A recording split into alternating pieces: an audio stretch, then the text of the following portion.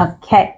Hello, everybody, and welcome back to my talk show. Let's talk about with Richa. And today I have a beautiful soul as my guest, Samantha Harper. Thank you for joining us and thank you for being here today. Thank you very much, Richa. I've been looking forward to this all day. It's the perfect end to a day after work. So I've been looking forward to this. Yeah, me too. Me too. I'm so excited. Yeah. So, Samantha, tell my audience a little bit about yourself. Okay, my name is Samantha Harper. I'm an open trans female.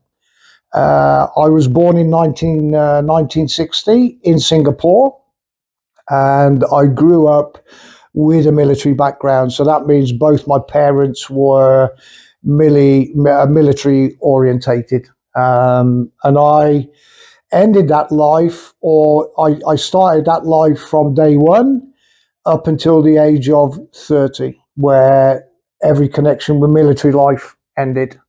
Wow. So, yeah, that's... it's a lot of discipline, isn't it? It's a lot of discipline. I grew up with a father who was, and what I call now, old school. That was his way, that was his belief. It would never have passed in society today at all. But on the other hand, then I had a mother that was totally different towards both the children, both to myself and my sister.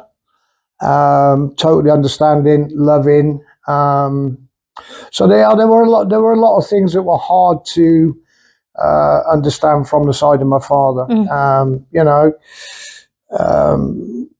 I don't know if it's a male thing, but it seems to be a problem for male or grown men from that era, at least, not to be able to show emotions. And I think that plays a big role in your life when you're growing up from a young age to a teenager into your adult life. So yeah, there was a bit of a bumpy way. I was wondering, do you think that was specific for men born in that era at that time? Do you see a difference for the men that are growing up now? That is there a change in the society? Is there a change the way we raise our children? I want to know if you have seen a change. I personally believe, Richa, that from my father's era, and this is what I find hard to understand with him as a father, because his father, my granddad, was such an open, loving human being who showed emotions. He was the person that I got a cuddle from when I was small and would play, and and you'd feel really. But I think that I can't understand where it's come from because of my granddad. But I think that's my father's way. Whether he was brought up that way, I find it hard to believe. But there's something with that era. But I think now, in a generation now, whether it's in Norway, whether it's in UK, whether it's in wherever, all over the world, I think times have changed, and you can see it. You can see with fathers that are out pushing pushchairs with newborn babies. They're sitting in groups of fathers, which in my time you'd never see that. Never see that. So there is a big change from that era to this era, and when I see it here, and when you see it, you sit back and you think, wow. How beautiful is that? Yeah. Grown men that are sitting in a group, which is usually mothers, but it's fathers, and they're sat there in a group and they're having a cup of coffee, and they've got the babies on their knees, or they're playing with them on the grass. And I just think it just shows how much things change in time. Yeah, it changes. Absolutely. Yeah. So, yeah. So tell us, Samantha, you said just now that you ended the military life in the age of 30. Yeah, it was nearly just short of my 30th birthday. Yeah, and the reason behind that, Richa, My father was a military man for 22 years. I don't have a problem with that. I'm just glad I never served 22 years in the military, because I think you're just totally indoctrinated to a routine that you'll never ever be quit with. But it became personal. Because of my feminine side, because of who I was from a young age. I had long blonde hair down to my shoulders. It was curly, it was blonde, had earrings. Heard many comments even as a teenager. Women would have paid hundreds of pounds to have hair like that, and I'm thinking, but it got personal. It was like, I need to be more of a man. The military will sort me out, be a good life, one thing and another. And it went on and on and on to the point where it come to breaking point, and I just thought, you know what? Now it's time. Now it's time to show you. Wasn't easy. Well, it wasn't easy. There were I think 3 times after I completed all the tests, the medical exam and everything, to come into the military. I went into an infantry battalion, which is a frontline soldier. I served in Northern Ireland 3 times. The first time was in 78. The last time was from, from 84 till 87, which was a totally different job to being an infantry soldier on the front line in Northern Ireland. So yeah, it was hard. There were times in training when I rang home and I would only speak to my mother, and I was like, I'd cry, and I was 17 years old, and she's like, come home, you don't have anything to prove, and I've got to do it. If it kills me, I've got to get through this. But the good thing about it, Richard, was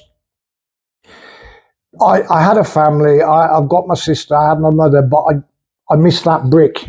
I missed the brick, and I missed that father side. Doesn't matter what your gender is, I missed that father side of a cuddle, being played with, being picked up, being told I love you. You don't expect it every day, but it never came. It never came, Richa. So when I went into the military, that then became my family. It was a family where I could connect. I was protected from every angle, whether it was from friends in the military, guys that I served with, the military itself. Nobody could touch you. They couldn't come in and attack you verbally or whatever. So that for me was a starting point of the family that I needed at that time. It gave me the strength that I was looking for.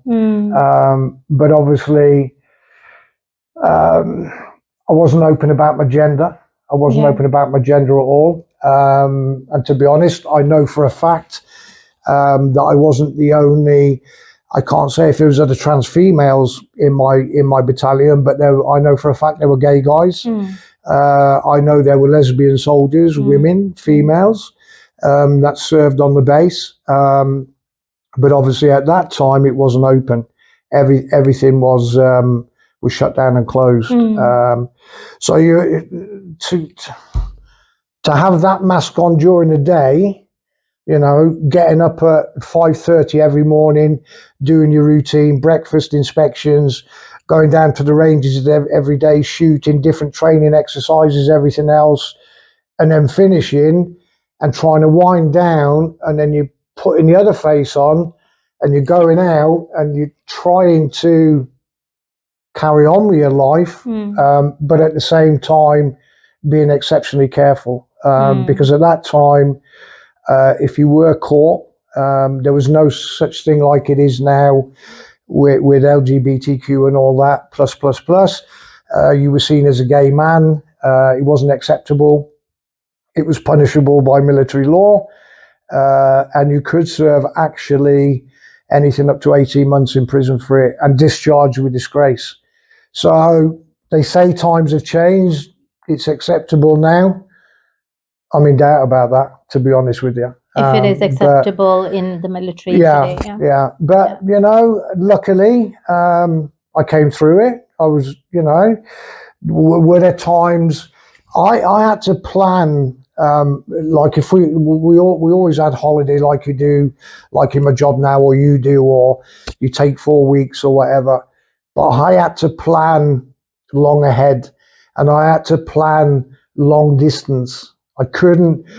The battalion I served in, the guys came from the Birmingham area and Stoke. So for me to take 3 weeks vacation in Stoke or Birmingham in that city, the chances of being seen or being caught were minimal, but at the same time, the risk was too high. Too high. So you've really got to start thinking long distance. Manchester, places like that, Glasgow, even Wales, in that community, just knowing that you're safe. So yeah, it was a good experience. It was an experience, to say the least. It was, it wasn't easy. When I look back on it now, and I think, my God, look how far I've come since them days. But like I said, I know, Richa. I can't say there were other trans females, but I know there were at least 3 other gay men in the same battalion as me. I have a lot of questions. So, first of all, I want to ask you. You say you had to plan a lot before you went to holidays, but were there a lot of fear, or was it like, okay, I planned it and then you kind of lived it? And I know there's always a voice in your head that, what if I get caught? What if you live like this? Yeah. But still, was there places where you could just, be yourself, even when you have planned, like, okay, I'm going to go far away. It's not going to be like, yeah. Well, yeah. Could you put your guards down a little bit? Yeah. There was always the fear factor. Yeah. There was always a fear factor that you could get caught, but at the same time, was a fear factor with adrenaline and excitement, because it's like, well, okay, I'm disciplined to do this, but you don't know I'm doing this. It's like if you say to a small child, don't go there, what's the first thing a small child's going to do? They're going to go there. So it was a bit like that. It was like cat and mouse. But back to the question, there was fear, but there was both adrenaline, there was a rush, and there was excitement. But today's different. In them times, you didn't have internet, you didn't have mobile phones, but you had a connection. There was a network, and that network was available through certain sources.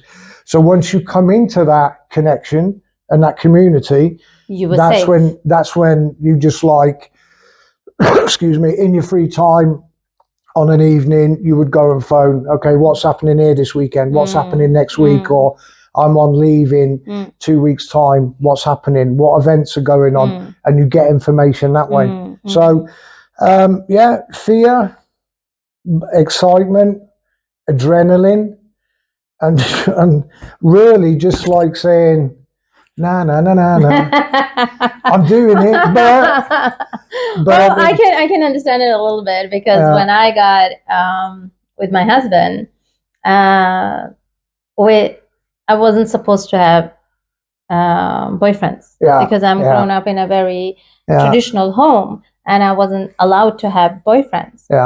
And when I found my husband, my parents were trying to find a suitable husband for me. So I told him, if we are going to be together, you have to marry me. I'm not joking around. I'm not going to be spending time with you 1 or 2 years, and then you can say, oh, sorry, it didn't work out. If we go into this, we have to go into it with the mind that we will get married. And he said yes. But without my parents knowing, we met each other. We had to find time and just to spend time together. That's what we were in love. And so one time my father was supposed to be somewhere, and my husband came home because I was living with my parents, And suddenly my dad comes home. Oh, I'm so late. I'm supposed to be somewhere and I haven't, ironed my this and that. And I was like, I was in shock. So I put him into the closet. But what I'm getting at, Samantha, is that I can understand the adrenaline and the excitement. Yeah. Because afterwards, when we were allowed to be together and we got married, suddenly the excitement was gone. Yeah. That it's not allowed thing is gone. So we had to find the excitement in other ways because suddenly everything was allowed, and then it wasn't like na na na na na anymore. And then what should we do to make it exciting and spicy? So I understand it when something is not allowed and you still do it without getting caught. It gives you a certain edge to the life. You're doing something. I think what it does, Richa, I think it, in your case, like you said, in the end it was different because you got married and that's the way you went. But in this situation, of course, I think this is what keeps you on guard. And that's what protects you. Being single and in that society and not living open, it always teaches you to be aware. And actually, it also teaches you to be very careful who you can trust. Even your best friends in the military. It was just something you just couldn't discuss. Because if there was a fallout and it was just one little rumor, that was it. That was it. So I think, of course, it's much more serious. I'm not. Well, I didn't mean to compare it, but what I meant was that excitement. I understand that. Yeah, it's excitement. The same. It's the same. I should imagine it was the same for you and your husband or your boyfriend. It was. I mean, I was scared like hell. Yeah, but it was exciting. Exciting. And it keeps you going. Yeah. I can understand. Year was it? And I don't know if it was because somebody had seen me or something had been overheard. But it was about a year. It was just before I terminated my contract with the military because I signed for 9 years straight away. I then went on to what they called open engagement, which means your contract just continues, but you have to give a year's notice to terminate it. So I terminated my contract at the 11-year point, and living in accommodation with my own room. I think this was, out of all the nearly 12 years that I'd kept it under the table and had been exceptionally careful, I couldn't quite understand where it came from. But I got a message from a senior officer that I would be having an inspection in my room. I couldn't understand why. And I had to be there. It wasn't a case of, you had to be there. And I had to be stood by the side of my bed, which I was, in my uniform, like you do. It was a normal working day. And they came, a sergeant major came, a regimental policeman came. And when I saw the regimental policeman, I thought, this is a bit funny. I haven't done nothing wrong to break the law. Mm-hmm. And they asked me to, first they lifted up my mattress and everything. They checked the cover that went over your mattress. And then they asked me to open my wardrobes. I had 2 wardrobes on that side, 2 that side, and it was like drawers in the middle and cupboards at the top. So I took both padlocks off, opened them. They searched through all my clothes and everything. And I asked them, what exactly are you looking for? Have I committed an offence? Is there something I've done wrong? And the sergeant major actually said to me, we're looking for female clothing. And I was like, whoa. And I was Female clothing. Why would you be looking for female clothing? Because we believe that you've got female clothing in your possession. And has there come a complaint from a female that I've been seeing or anything like that? No. We've just heard that you have female clothing in your possession. Luckily, I didn't, and I just denied it full point. And I haven't got a clue what you're on about, and I really don't know. And obviously, they're not going to tell me where the source comes from. But nothing ever came of it. So then I was really on guard. For the last year, I was really on guard. Exceptionally careful. Very, very careful. But was it, is there something that can, come back to you that, like, okay, you were cautious the 12 years you were in the military, but they can't kind of take you on that now, that while you were there, No, nothing can come back and haunt me now. No. There's nothing they can do. No, absolutely not. No. Because after you finished with the military, you actually, Richard, you go on reserves. You're supposed to go on reserves for 3 years. But to be honest with you, Richard, if I had been caught at that stage, it wouldn't have really bothered me, because I terminated my contract, and it would have been more of a problem for the military to court-martial me, have a court session with military lawyers. It's not something that just happens overnight. It takes a couple of months. So in that sense, all they could have done was absolutely made my life a misery. But for the length of time I had, it wouldn't have really bothered me. But at that, I need to go into a little bit now, because the reason for that, Richard, was the times I served in Ireland. In the end, and I think there's many guys and there's many women that even stand forward today, and I'm very glad, actually, and I think it's very important that we're open, that we've had mental health issues, that things do affect you as a human being. Doesn't matter how much you try to hide it and push it away and things like that. But by that stage, the last year, I mean, I was drinking heavy. I was doing things I shouldn't have been doing. So I didn't really care. And when I came out the military, I should have gone on to reserves for 3 years. I moved away.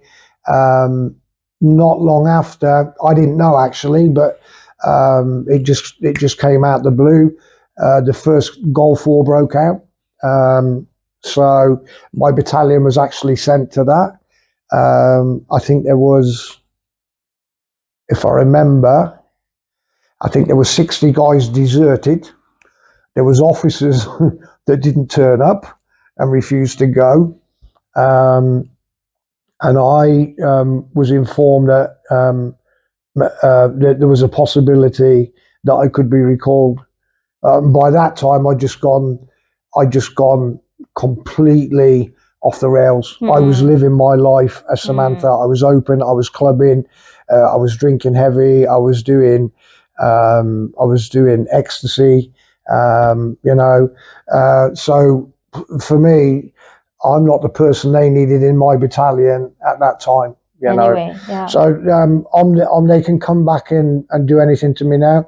No, afraid not. Yeah. I won that one. Yeah. So, yeah. But it was it was an experience. It was hard, but at the same time, I learned a lot from it. I learned an exceptional lot. Okay, a lot of people will say it's being deceitful, it's lying. It's not deceitful, it's not lying. It's protecting yourself as an individual. Definitely. Because if you're a criminal or you burgle houses or you sell drugs and that, you don't run around broadcasting, do you? You don't. The next thing is the police are kicking your door in at 6 o'clock in the morning, and you're being dragged off. Well, it's the same in the military at that time. If you were trans or you were gay or you were lesbian, That was looked upon as a crime. yeah, it was a crime. It was an offence. Yeah. So No, I think you're onto so much, Samantha, that you literally couldn't be yourself. no, And I know a part of you were brought up in the military home, so that was also a part of you.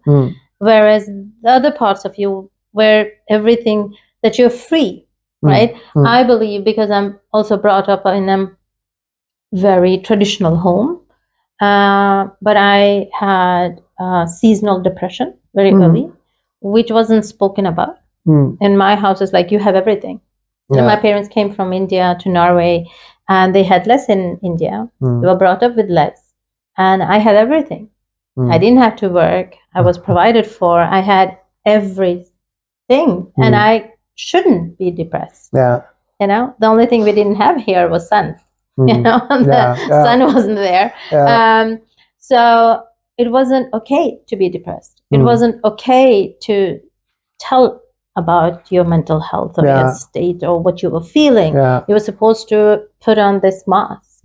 So for me, and I was also playing other roles when I was outside the house other than inside, So I understand when you, obviously it wasn't a crime for me like it was for you, but there was expectations from me, and I didn't feel that I was understood. And at that time, it wasn't okay to talk about these things, especially in an Indian family, it wasn't. Now people are much more open. We can talk about depression, we can talk about mental health, we can talk about Alzheimer, dementia, we can talk about everything. But at that time, it wasn't supposed to be like that. No. Especially if you're a young girl, you're supposed to be happy, you're supposed to be bubbly, you're supposed to be just help others, and be positive. Especially when you've been provided for, you have nothing to complain about. And I also thought, so why am I depressed? I'm not lacking of anything. I have a supportive family, loving family. But so I understand what you're saying, that okay, that military part was part of you, the discipline that you were brought up in, but you couldn't be fully yourself. You just couldn't be Samantha, or you just couldn't be the person you woke up, okay, today I feel like this. And you can speak your mind and express your emotions. So express, oh, today I have a shitty day, or today I want to wear this. So I want to, wear makeup. I want to wear a dress. So you kind of had to choose, and the roles are so far apart. So it feels like you're having two separate identities. So I completely understand it. But do you feel different now? And when did you start, embracing? Well, I want to say one thing about what you said there about you being young. You never needed for anything. You had all the love from your family and everything. I've read your mum's book.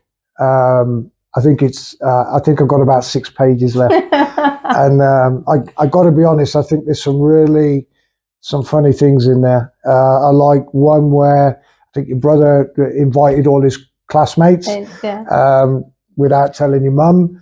And obviously when he came home from school and your mum questioned him about it, but the teacher had already rang. So a lot of things about your culture and everything, which I found fascinating. I thought it was really, really good to read, very interesting, and I think it's very important. But it was all.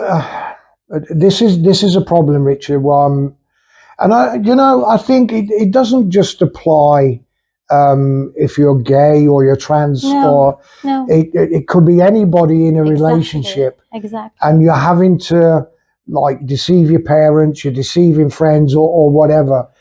It's very hard. But I didn't wake up one Sunday morning 5 years ago and think today I want to be a woman, today I want to make up, or today I'm going to go out and buy a blouse. I knew who I was, by the age of 13. Mm. I knew who I was. I know many trans or lesbians or gay men say they're no younger. There's many that hide it until they're older. But I knew around 13 who I was. Mm. The difficult part was seeing all these, like all the young girls that I'd be with all the time, the clothes they had, they were experimenting with makeup. I've mentioned a young girl in my book. I don't want to use this to promote my book, but we know about my book, which is out there. So the only experience I got from a young age was because I had such a connection with this young female. We had a bond that nobody could break. And it went on actually until I think I was 23 or 24. And obviously decisions had to be made. They were made by me. Wrong decision when I look back at it now, but that's how we learn. So yeah, it was very difficult, especially if not so much in my military time, because you're away, you can live that, but it's when you get more into your adult life. And there was a lot of things, Richa, that stood in my way. We don't need to go into great detail. A lot of it was health, a lot of operations, a lot of things that happened. But in between that, it was like in my adult life, working in a female environment, and I transitioned every night when I come home. The first thing I did when I come home was shower, and I'd get rid of them clothes that I shouldn't be wearing, and I was putting on the clothes that I knew who I am, and it was just like concrete being lifted off your shoulders. But from an adult point of view, at that stage, going to work every day in a female environment, you know, working in reception and having all these females going past with lovely blouses and jeans and denim skirts and training shoes and makeup. And I mean, there's a lot of, I have a preference. There's a lot of females out there that don't need makeup. I call it natural beauty. And I think there's nothing more beautiful that when a female can express that. But just having to live that in an adult age and thinking, my God, I'm never going to get there. I'm never going to get there. Samantha, she's never going to get out. And it took, I nearly died twice for me to thinking, okay, I was in the process, but this has happened. I nearly died last week, and when I get through this, then I really need to sort this out and come in with it. And luckily, I did. We're going on. We're going back 2.5 years now, Richa. But before that, there were females in my job, knew who Samantha was. They saw Samantha, they saw pictures of me, but nothing was ever said. And there was a reason behind it, because they were actually, and still are, really good friends that I could talk to. I could be open about and told them that this will happen, but when it's going to happen, I don't know, but it will happen. So it actually took, for me nearly dying, and I mean nearly dying, I was actually told I was 12 hours away from death. And after that, and a lot of hard work, I had a lot of breakdowns in rehabilitation, because of, you lose. When I lost my leg over my knee, I lost the total feminine side of me, and I mean everything. I couldn't look at makeup for, I think it was nearly 2 years. I wasn't interested in transitioning every night. It just stopped. I just lost the feminine side of me. So I had to dig really, really deep, really deep. Um, and at the end of the day, there's only one person who got me through it, and I thank Samantha for that. And a couple of really good conversations with some nurses in the hospitals late in the evening, late early hours of the morning, when I would lie and cry, and they would come in, and you could talk in confidence because you knew they couldn't discuss it with anybody else. One or two doctors knew, one or two surgeons knew. So at the end of the day, I got Samantha to thank for getting me where I am in the process of now's the time. I had to wait for one result on one thing. I needed one more operation. That was a very small one. And I just needed clarification that that's good. After that, then I just really, really come into contact with who I needed to come in contact with. And it happened very quick. It happened very quick. Lucky, I went private. I had that option. I think a lot of people have that option over the age of 30 or younger, as long as they can find supplements to pay for it and everything. So in that aspect, it really took off from there. About 2.5 years ago. And you know what? I was thinking about it today, and I think to myself, 2.5 years, it's gone like that. It was like yesterday. It was like yesterday. But the most important is it's been the best 2.5 years of my whole life. I'm not talking about growing up as a child where sometimes I had happy moments, or this when I was a teenager. I'm talking about my whole life, and I was 65 in April. Okay, so the last 2.5 years to be absolutely at peace with myself is the only way I can describe it. And I was sat out the front today, and actually from Monday, like when you go out the main door of the building, you've got like bushes on the right hand side. And it started with what we call, and I'm sure you know them as the same, we used to call them Puss in the Willow, which is the little silver buds that come. Well, I actually can remember, and I looked at them and I thought, this was Monday and it's now Tuesday. Yeah. And I'm thinking the process from that to that, and there's green leaves that have sprouted. That to me, I just thought that sums my life up the last 2.5 years. It went from that Puss in the Willow to just like blooming and blomstering. And it's Okay, on that note, I want to ask you, because you're onto something here. I want to ask you, how do you define success?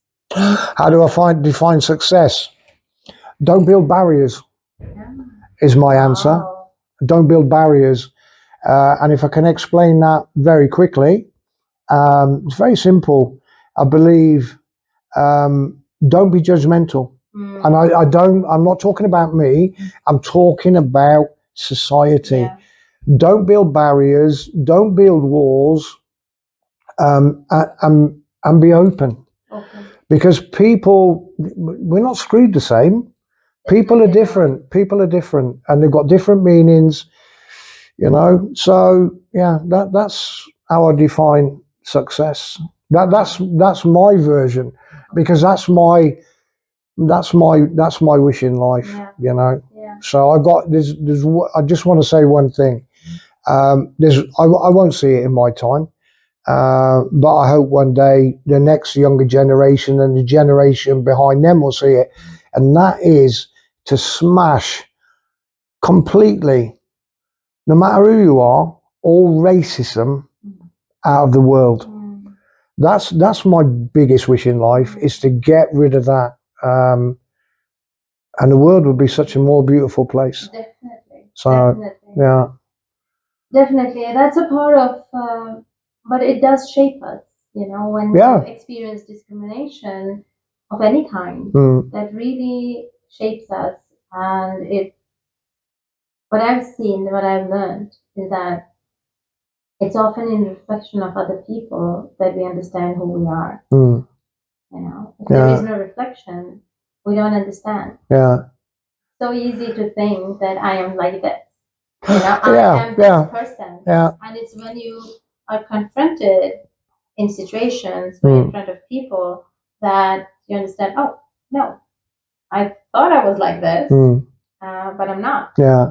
This is not how it's ideal if I'm like that, but I'm not. Yeah. And so that I think is also a part of discrimination. That doesn't have to be, No. but it can for some people feel like discrimination. Yeah. But thank you, Samantha, for sharing your story. You're welcome. I truly feel blessed to know you. The feeling is mutual. And to learn so much about you in one conversation. Yeah. I had a lot of background, but if there is, there are so many young people, and the society have changed. A lot of, as you said, much more openness now, and much more communities, and a little bit more understanding. I'm not saying everybody understands. No. A little bit more understanding. Yeah. But if there are some young people or adults who want to embrace their other side, a different side for what they have been living in, like a role, take a different role, and kind of merge all of the identities they have. Yeah, I know what you're saying. No matter what kind of identity they have. Yeah. What kind of advice would you give them? Well, very quickly, first of all, I think there's a big change now in the younger generation. A lot of things are more acceptable, more understanding. Just like to brush it off. So, very quick example. I had a young guy. I think at that time he was 13, 14, and he said to me, "Samantha, are you trans?" And I said, "Yeah, I am. Yeah, I'm trans." And I'm like, "How do you know that?" And we watch it. We find it on Google. So yeah, the generations are changing. It's more acceptable. I think certain departments could open up a little bit more. But what would I say to people about being open and expressing is take that step forward. Take it forward and don't be afraid. I know it's hard. It is hard. Trust me, it's hard. It wasn't easy for me. It wasn't easy by a long shot. But you've got to take that first step. And once you've taken that first step, it gets easier. And just be open and just, you are who you are. It doesn't affect me. Why should it affect other people? So my advice to people is be free, express, be open. Don't be afraid. Try to be brave. Try to be strong. Yeah, there will be tough times. There'll be hard times, but you will get through them. You will find support. This, Richa, very quickly, this isn't for me. I don't need to wear this to like, oh, she's trans. This sends a signal to people that I'm safe. And to a lot of people, I can go and talk to her or whatever. This isn't about me. It's not about me. It's about sending a signal to others. If she can do it, I can do it. And that's the point. And it doesn't matter what. That involves everything in life, every individual. So just do it, be yourself, and don't be afraid to take criticism.